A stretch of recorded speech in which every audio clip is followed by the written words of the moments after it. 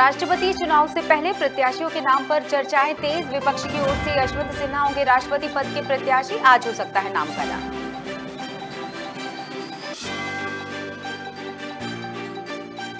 योग आयोग के गठन पर बोले गृह मंत्री नरोत्तम मिश्रा। कहा सीएम शिवराज की घोषणा का कराया जाएगा पालन। योग के विषय को स्कूलों में भी पढ़ाया जाएगा।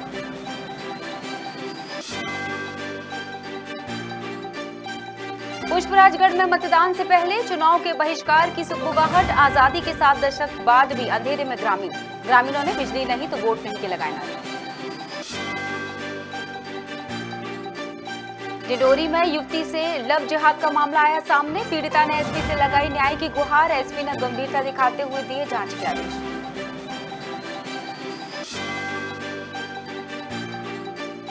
और छत्तीसगढ़ में फिर संकट बना कोरोना। राज्य में मिले नए कोरोना मरीज। रायपुर में सबसे ज्यादा मिले 16 मरीज।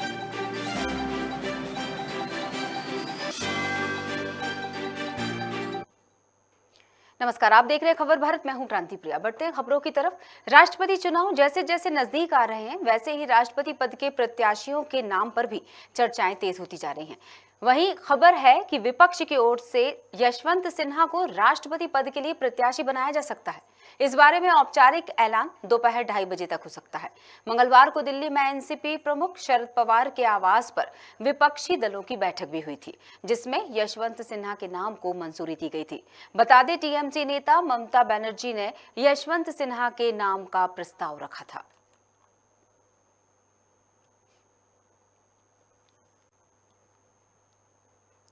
गृह मंत्री नरोत्तम मिश्रा ने योग आयोग के गठन को लेकर कहा कि सीएम शिवराज ने घोषणा का पालन कराया जाएगा, उनकी घोषणा का, और योग के विषय में सभी स्कूलों में भी इस बात को यानी इस विषय को पढ़ाया जाएगा। और थाने में भी योग के लिए दिशा निर्देश जारी किए गए हैं। टिकट वितरण पर भी कहा है कि जो अपराधी हैं उसे टिकट नहीं मिलेगा।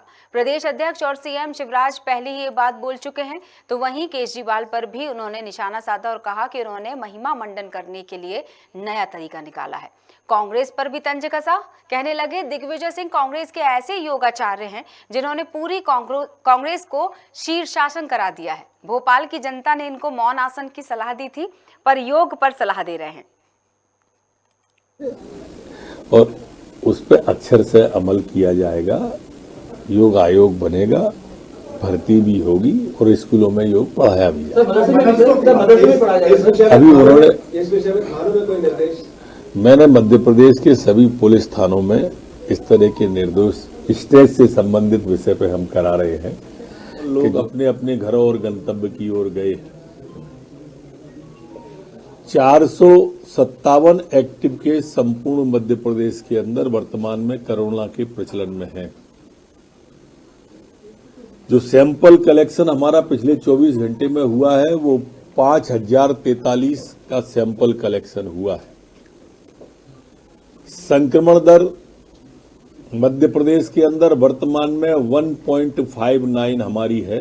ध्यान से सुने, जो अपराधी है उसे टिकट नहीं मिलेगा, जिस पर केस गंभीर किस्म के दर्ज है उस पर नहीं मिलेगा। ये प्रदेश अध्यक्ष जी। एक दिग्विजय सिंह जी कांग्रेस के ऐसे योगाचार्य हैं जिनने पूरी कांग्रेस को शीर्षासन करा दिए।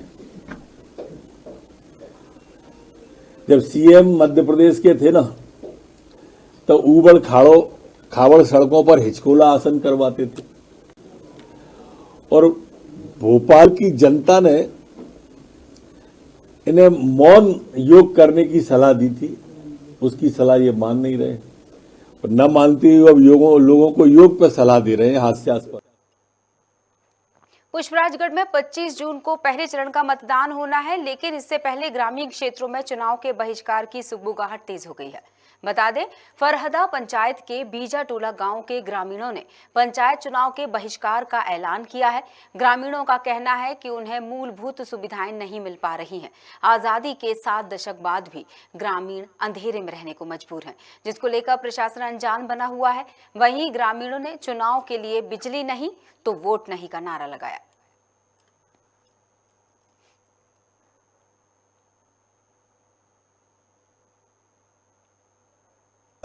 आप लोगों के यहाँ लाइट है? नहीं। तो पढ़ाई कैसे करते हो? अंधेरे में चिमनी जलाकर। लाइट देखा है तुमने कभी? नहीं। लाइट देखा है कभी तुमने? नहीं। और जिस तरह से हम देख पा रहे हैं अंधेरे में हैं सभी लोग और बच्चे भी पढ़ते हुए नजर आ रहे हैं, यानी कि ये देखने को मिल रहा है कि हम आज़ादी का अमृत महोत्सव जरूर मना रहे हैं, लेकिन इस तरह की स्थितियां इस उत्सव को मनाने को चरितार्थ कर रही है कि ये वाकई उत्सव है या जब तक पूरा देश विकसित नहीं हो जाता तब तक उत्सव जैसी कोई चीज ही नहीं। खैर हमारे साथ जुड़ चुके हैं पुष्पराजगढ़ से अनिल दुबे फोन लाइन पर, हम उनसे चर्चा करेंगे। जी अनिल, क्या कहना चाहेंगे? लाइट नहीं तो वोट नहीं, अब ग्रामीण वासी भी होशियार हो गए हैं, यानी अब वो भी बर्दाश्त नहीं करेंगे। अगर वादा नहीं किया पूरा तो फिर मानकर चलिए कि वो अपने गांव में भी एंटर नहीं करने देंगे। जी देखिए कांतिप्रिय, मैं आपको बता दूं कि आजादी के आज 75 साल बीतने को आए हैं, उसके बाद भी इस गांव की जो तस्वीर हमें देखने को मिली है वो बहुत ही चिंताजनक है कि अब तक के जो भी जनप्रतिनिधि प्रत्याशी जो भी यहाँ पे जीतते आए हुए हैं तो उन्होंने गांव का विकास क्या किस तरह से विकास किया है या फिर करने के बाद भी उनके आंख में आज तक दिखाई नहीं पड़ा कि इस मोहल्ले में लाइट नहीं है, जबकि वहाँ पे करीबन 40 घर के आसपास है वहाँ पे और 100-150 के आसपास वहाँ पे वोटर हैं। और जनप्रतिनिधियों के अलावा हम अगर प्रशासनिक अमले की बात करें तो 3 साल से वो बिजली के पोल और तार लगे हुए हैं, फिर भी ट्रांसफार्मर ना लग पाना तो कहीं ना कहीं प्रशासनिक लापरवाहियों की भी लापरवाही को कहीं ना कहीं इंगित करता है। जी बिल्कुल, क्या कहना है ये ग्रामीण, इनको क्या ये चीज समझ में आती है? ये सीधे साधे लोग या इसके पीछे कोई और भी है जो इन्हें बता रहा है कि मतदान का आप इस अधिकार का आप उपयोग कीजिए और अगर आपकी बातें या आपकी मांगे पूरी नहीं हो तो बहिष्कार कर दीजिए? देखिए प्रशासनिक अमले द्वारा तो मतदान के लिए हमेशा जागरूकता अभियान चलाए जाते हैं। हाँ। पर जनप्रतिनिधियों की बात करें हम तो जनप्रतिनिधि सिर्फ चुनाव के टाइम में वोट मांगने ही इस गांव तक पहुंचते हैं और उस समय पे जो इनसे वादे करते हैं तो अब इस कंडीशन में जो जागरूक वहाँ पे जनता है वो जनता कहती कि हम जागरूक हो चुके हैं और वोट तभी देंगे जब यहाँ पे लाइट हमारे यहाँ तक पहुंचेगी। जी चलिए, बहुत बहुत शुक्रिया अनिल।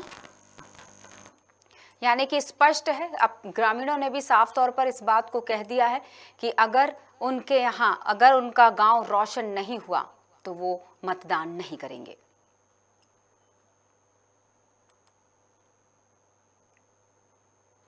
डिंडोरी में एक बार फिर से लव जिहाद का मामला सामने आया। यहां पर एक मुस्लिम युवक ने शादी का झांसा देकर युवती से कई बार दुष्कर्म की वारदात को अंजाम दिया।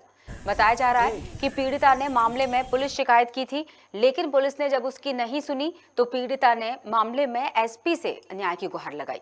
एसपी ने मामले को गंभीरता से लिया और मामले की जांच के आदेश दिए।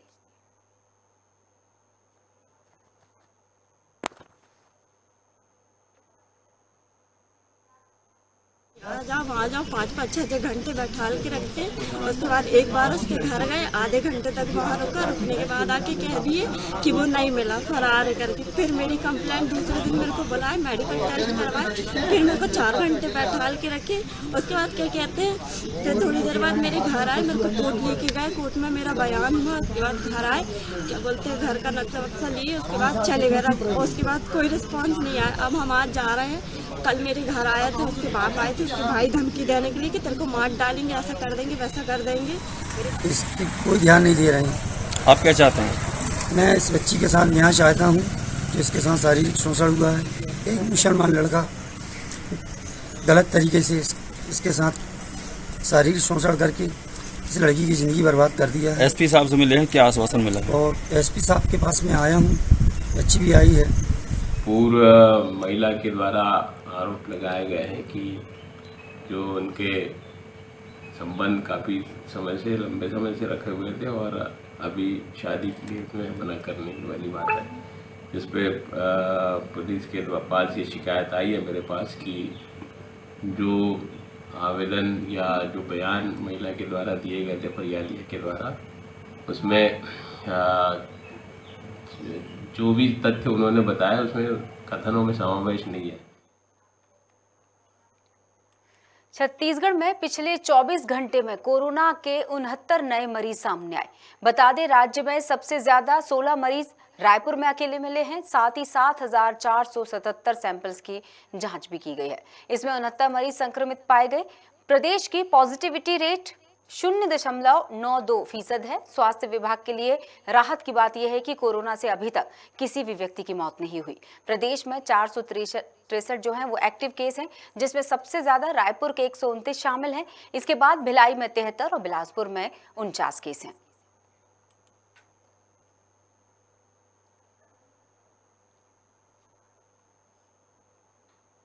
नगरीय निकाय चुनाव की नामांकन प्रक्रिया पूरी होने के बाद भाजपा महापौर प्रत्याशी मालती राय ने जनसंपर्क करना शुरू कर दिया है। इसमें चिकित्सा शिक्षा मंत्री विश्वास सारंग, गोविंदपुरा विधायक कृष्णा गौर, भाजपा प्रदेश मंत्री राहुल कोठारी, जिला अध्यक्ष सुमित पचौरी मौजूद रहे। मालती राय ने खेड़ापति हनुमान की पूजा कर इसकी शुरुआत की। आज खेड़ापति सरकार का आशीर्वाद लेकर भारतीय जनता पार्टी के कार्यकर्ताओं के साथ में और भानपुर मंडल से मैं अपना जनसंपर्क शुरू कर रही हूँ और आशा है, विश्वास है भारतीय जनता पार्टी का एक कार्यकर्ता एक बूथ पर जाकर भारतीय जनता पार्टी को 6 तारीख को जिताने में पूरी तरह से तन्मयता के साथ लगेगा और जनता का जन समर्थन भी हमारे लिए प्राप्त होगा। भोपाल नगर निगम का चुनाव सीधे जनता की मूलभूत सुविधाओं को लेकर चुनाव है और हम भारतीय जनता पार्टी के कार्यकर्ताओं के माध्यम से उनकी सारी सुविधाओं को, समस्याओं को पूरा करवाएंगे। अंतर्राष्ट्रीय योग दिवस के मौके पर गाडावारा सीएम राइज स्कूल में योग किया गया और इस दौरान स्कूल के प्राचार्य और योग गुरु ने अपना योग को लेकर जो संदेश दिया वो सराहनीय रहा। कार्यक्रम में स्कूल के सभी बच्चे, जिनके साथ ही शिक्षक और अन्य गणमान्य भी मौजूद रहे।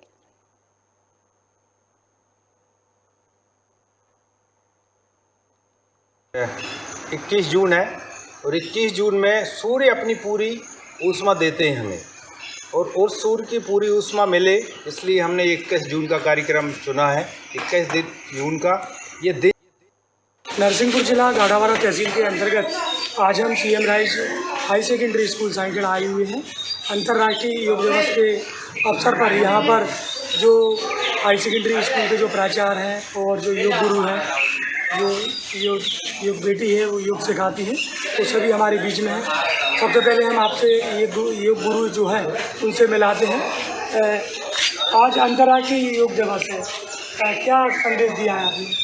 हम सभी को ये संदेश देना चाहते हैं कि आप सभी योग करें। हमारे शरीर में जो बार बार जो अभी बीमारियां भी आ रही हैं, व्याधियां हैं, उनको मिटाने के लिए ज़रूर से ज़रूर और ज़्यादा से ज़्यादा लोग योग करें। योग का संदेश ज़्यादा से ज़्यादा लोगों तक पहुंचाएं। तो बताएं आप योग के बारे में क्या जानती हैं, क्योंकि आप बाबा रामदेव के मंच पर भी आपने योग किया है, क्या संदेश देना चाह रहे हैं आप? मैं भी यही संदेश देना चाहूँगी कि आप रोज़ सुबह योग करें, थोड़ी देर ही करें लेकिन योग ज़रूर करें। इससे आपकी बीमारियाँ दूर भी होंगी, आपका शरीर भी फिट रहेगा और आप भी एकदम स्वस्थ रहेंगे। और श्री रावत जी और ये बेटी शैली, इन सभी के सहयोग से हम लगातार ये कक्षाएँ संचालित करेंगे और एक अच्छे विद्यालय। आप समझ सकते हैं, हम CM rise high secondary school में खड़े थे। यहाँ के जो प्राचार्य थे, योग गुरु थे, गुड़िया जी, इन्होंने योग के बारे में बताया। प्राचार्य द्वारा सीधा कहा गया है कि CM rise high secondary school एक बड़ी सौगात है। लगातार इस विद्यालय में योग के लिए प्रयास निरंतर किया जाएगा। मैं खबर भारत से विनोद चौक से। मध्य प्रदेश के कृषि मंत्री कमल पटेल ने हरदा में कहा कि प्रधानमंत्री नरेंद्र मोदी ने दुनिया को स्वस्थ रखने के लिए 21 जून 2015 को आह्वान किया था कि योग के माध्यम से ही व्यक्ति सुखी रह सकता है। 177 से ज्यादा देशों ने आज योग दिवस पर योग किया। इस साल की थीम मानवता के लिए योग है। पटेल ने आगे कहा कि योग ही एकमात्र ऐसा उपाय है जिससे मन, बुद्धि और शरीर को स्वस्थ रखा जा सकता है। प्रधानमंत्री नरेंद्र मोदी जी ने पूरी दुनिया को स्वस्थ रखने के लिए योग दिवस को 21 जून को अंतर्राष्ट्रीय योग दिवस के रूप में 2015 में आह्वान किया था पूरी दुनिया के देशों से और 177 देश से अधिक देशों ने 21 जून को अंतर्राष्ट्रीय योग दिवस के रूप में मनाना प्रारंभ किया। आज 8वां अंतर्राष्ट्रीय योग दिवस पूरे दुनिया ने लगभग 177 से भी अधिक देशों ने मनाया और हमारे देश में माननीय प्रधानमंत्री नरेंद्र मोदी जी के नेतृत्व में कर्नाटक के मैं शुरू से उन्होंने योग दिवस के दिन पूरे देश को संबोधित किया और योग किया। हमने भी आज हरदा में माननीय प्रधानमंत्री जी के साथ योग दिवस के दिन योग करके अपने शरीर को स्वस्थ रखने के लिए योग किए। शुजालपुर में आज अंतर्राष्ट्रीय योग दिवस पर करें योग रहें निरोग के उद्घोष के साथ जटाशंकर मंदिर परिसर में सामूहिक योग का आयोजन किया गया। कार्यक्रम का आयोजन भाजपा नगर मंडल के तत्वाधान में किया गया। इसमें योग प्रेमियों के साथ स्कूल शिक्षा मंत्री इंदर सिंह परमार ने भी भाग लिया। मंत्री परमार ने योग प्रेमियों को संबोधित करते हुए कहा कि योग भारत की सांस्कृतिक विरासत का सबसे उत्कृष्ट उदाहरण है, जो हमारे शरीर, मन और आत्मा के बीच सामंजस्य बैठाता है। इसलिए योग को अपनी नियमित जीवन शैली का हिस्सा बनाएं।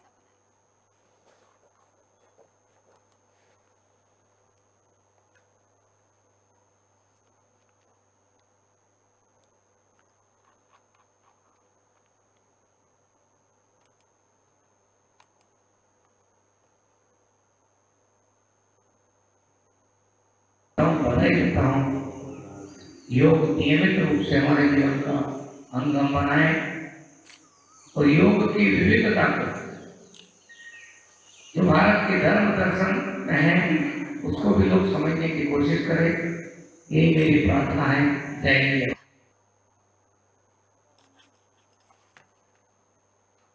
चुनाव की तारीख जैसे जैसे नजदीक आ रही है, नेताओं का जनसंपर्क तेज होता जा रहा है। इसी क्रम में जिला पंचायत मंदसौर के वार्ड क्रमांक 7 से भाजपा प्रत्याशी विजय मेहता ने भाजपा कार्यकर्ताओं के साथ प्रचार प्रसार किया।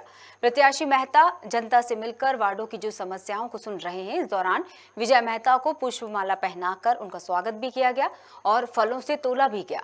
प्रत्याशी विजय मेहता ने ये कहा कि वार्ड क्रमांक 7 की जनता को शासन की योजनाओं का पूरा लाभ दिलवाया जाएगा। जनता की समस्या हमारी समस्या है। यहाँ पानी, बिजली, पट्टे, प्रधानमंत्री आवास, सभी सुविधाओं को दिलवाने का पूरा प्रयास करूंगा। है उसको अपन हल करेंगे। यहाँ की पानी की समस्या है, क्योंकि यहाँ की लाइट की व्यवस्था है, कहीं अपने यहाँ की पट्टे की जो व्यवस्था है, तो पट्टे देना इनको गरीब लोगों को वो अपन दिलवा, कहीं इनको अपना मुख्यमंत्री आवास योजना, प्रधानमंत्री आवास योजना, जहाँ जो भी लाभ अपने को जिला पंचायत से मिलेगा वो सब दिलाने का प्रयास करेंगे। 8वें अंतर्राष्ट्रीय योग दिवस के मौके पर झीलों की नगरी पचमढ़ी के सर्वोच्च शिखर धूपगढ़ में योग साधना की गई। तो वहीं आजादी के अमृत महोत्सव के तहत जिले के सुप्रसिद्ध पर्यटन स्थलों, शिक्षण संस्थाओं और प्रमुख स्थानों पर उत्साह के साथ सामूहिक योग का आयोजन भी किया गया।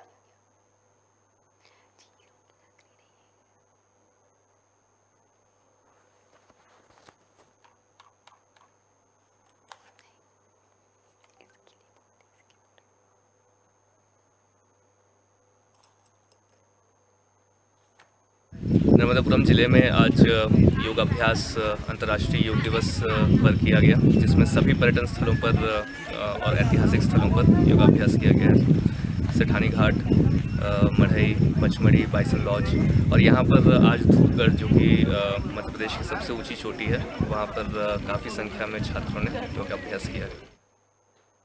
और इस खबर के साथ बुलेटिन में इतना ही, लेकिन याद रखिए आज हम सभी अंतर्राष्ट्रीय योग दिवस मना रहे हैं, तो आज से जो क्रम आपने शुरू किया होगा उसे जारी रखिएगा। मत भूलिएगा कि योग भगाए रोग। नमस्कार।